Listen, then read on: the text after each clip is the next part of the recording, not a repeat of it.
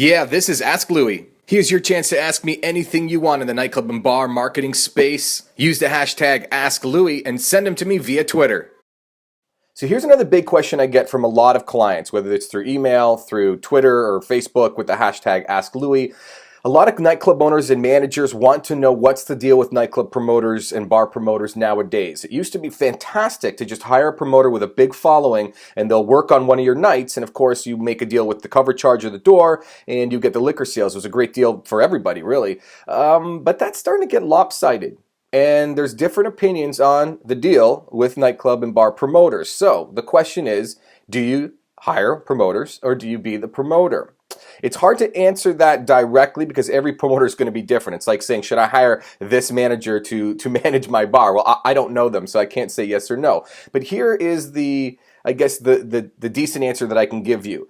I have found nowadays that a lot of promoters, including managers and venue owners like yourself, do not know how to market properly on social media and digitally and even traditional ways. So to hire in a promoter and sit on your hands and hope that they bring in the following could be very dangerous for you. So that is the answer that you need to hear right now.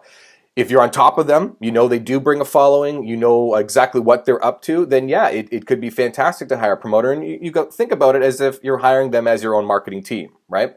Not like back in the day where you're giving them full control and they can take their numbers away from you as well. You don't want to get into that scenario. But sure, at that point, a promoter could be very useful. But with that said, there's nothing wrong with you being the promoter. There are a lot of clubs and bars and restaurants all over the world that learn how to properly market and properly create the right atmosphere and properly promote their own venue. There's nothing wrong with you being the promoter. Now, if there's a time problem because you're very busy as an owner and a manager, sure, hire somebody in and let them run with that. But there's absolutely nothing wrong with you buying some traffic on Facebook and Twitter and things like that and buying it like a commodity and making sure that your promotion gets out there to the right people and be very targeted. Not like back in the day with radio and flyering everywhere and it's very wide and generic. You can be very targeted on digital marketing and take control of your own promotions. You save tons of money by knowing exactly where the spend is going. You're not giving up either a piece of your bar or the cover charge or all of it to a promoter, and you're not giving up control. And the worry of an argument or the promoters asking for more money and then leaving and taking their following with them,